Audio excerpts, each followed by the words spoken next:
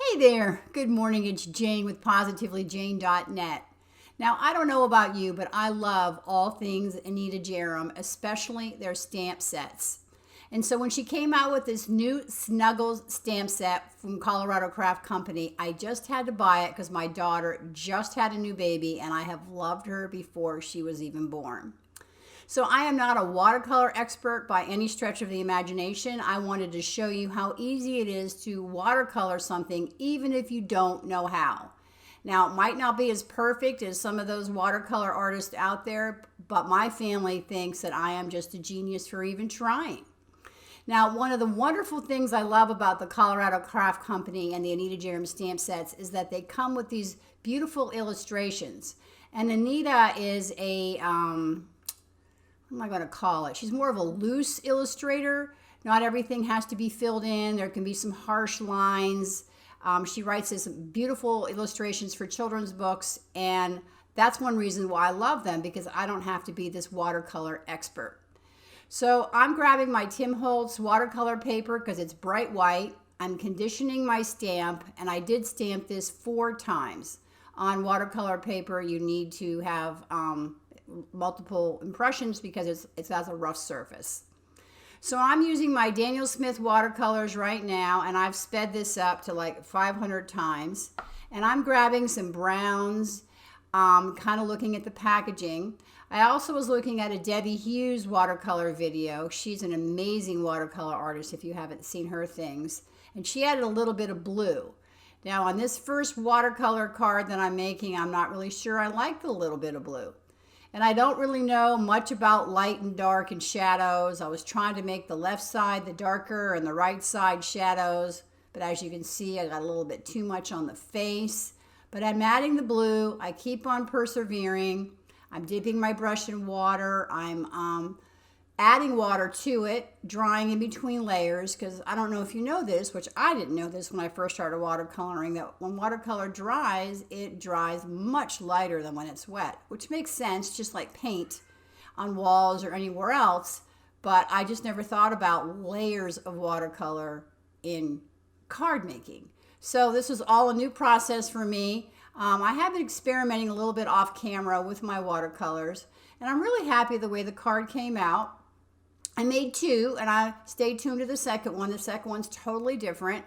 And my daughter just had a baby. Oh my gosh, that is a story and a half. That she had no idea she was in labor, and it was crazy, just crazy that she didn't even know. She was in the hospital, and they didn't even know she was in labor. And she literally had the baby in the toilet. Her husband, she reached down, the baby was crowning. Her husband came over, one portion, the baby was out. So it's so exciting. And when she sent the original text message to the family, like, look what just happened, I thought it was like a fake Photoshop kind of thing. Anyhow, so we grabbed these cards. I wanted to make a card. I wanted to welcome this new baby because I have loved this new baby even before she was born. I have been sending her weekly voice memos every week, just letting her know what's happening, how big she is, and it's just been so fun. So as you can see, I'm just adding a little bit of grounding on there. And if I'm not sure how to do things, I just turn it over and experiment on the back, or grab a piece of cardstock and experiment with that. And I wanted to make the baby just a little bit different color than mom. I wanted to add pink cheeks and pink ears, and that didn't work. So it ended up being a pink baby, but I like the pink rabbit. So I'm experimenting with grass because I felt that the ground just looked a little bit like a puddle of water, not really like grass. When I realized that when I watched the Debbie Hughes video that you mix a little bit of greens and some browns and some different greens, and you add layers, because grass isn't just green, it's got all different things added to it, which I will do in the next video. But I'm still really happy with the way my card came out, except for the fact that the face might just be a little bit too dark on the whole face. But I think I accomplished a little bit of light and a little bit of dark. I put it on a green frame. I popped it up on foam, put a heavy block on top of it, and I set it aside to dry. And I did straighten it up. So I restamped it again, and I didn't like the way the sentiment was way at the top above the rabbit. So I brought it down a little bit lower, snuggled it in there. I'm using my Simon Says Stamp Grid Transparency to protect my cardstock because the stamps are a little bit dirty. That's one of my favorite tools in my craft room. And now I'm deciding to do the light on the other side to see how that works out. Adding some darker browns, some blues, and working with this. And this one I'm trying to do a little bit more illustrator style, which means a little more harsh lines, not quite as blended in, and just trying to get it all, the colors in there. As you can see, I put a little too much blue. If you get too much, you just blob it off.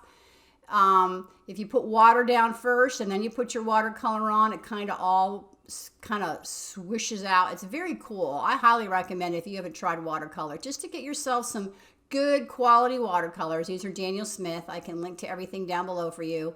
Some great brushes. I have round brushes, and some silver round brushes are my faves. And so now I'm just dipping it in the watercolor and just dabbing it on, just like little dots, so it kind of looks like fur. And I think I kind of accomplished that fur feeling. Now, the hardest part for me, like right now, was putting that grass on there because I like my rabbit. But I don't want my rabbit standing in the middle of air, so I put different colors of green in there. And now I'm going to add some brown. And in typical Jane fashion, when it looks good, you should stop. But no, I think, oh, maybe it'll look better. So I put some brown in there. Now I'm adding water, as you can see. And I'm adding more brown. And I keep going and I keep building it up. And I'm drawing it in between. And I'm really just not sure what it's supposed to look like. I look back at Debbie's to see what hers is looking like. And of course, hers looks so much better than mine because she's a watercolor artist. But I am just really thrilled and happy with the way these came out. And as I said, I let my husband choose which one he wanted to give to my daughter. And to tell you the truth, I can't remember which one he chose. So now I want to add a little bit of blue sky on there. So I really diluted the water. And I didn't care if I had harsh lines because, again, it's Anita Jeram. And we do work with the harsh lines in the illustrator style. And then I grabbed some white acrylic paint and some perfect pearls from my stash, and I mixed it together. And a big, huge glob of white paint came out, enough white paint for a million years. And I put it all on my block. I added tons of water, and I splattered it on my card. And you cannot see it in the video at all, but the perfect pearls added the most beautiful shine when you hold it up in the air. It is absolutely, hold it up in the air. When you hold it up to the light, it is absolutely beautiful. So I wanted to frame this up and do it a little bit different than the last one, not put a cardstock color behind it. So I grabbed my favorite things, stitched rectangle scallops. That's a mouthful. Line it up. Sorry about my head. Sometimes you just got to get right on top. And I put it through my Spellbinders Platinum 6, which was one of my favorite die cutting machines. I do love the Gemini Junior as well. It just really depends on what I'm working on at the time. And I ran that through my die cutting machine, and this is what I came up with.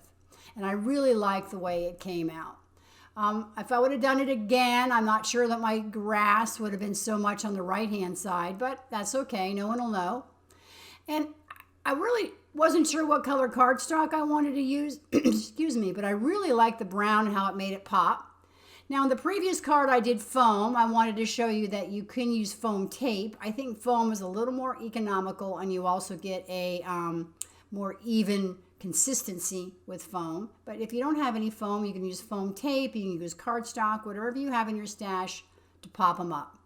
So here's the two different cards. I really like the way they came out. One with the gouache, the white acrylic paint on the right, and the other guy on the left. This is, again, I'm not a watercolor artist, but for a person who's not a watercolor artist, I am very proud of my Anita Jeram Snuggles watercolor cards. So don't let the lack of knowledge about watercoloring scare you. Watch a few videos, tips from the experts, and just go on and practice, because you know you don't learn anything unless you practice. Thanks so much for stopping by. I really appreciate it. As usual, all the products are linked below. Thank you so much.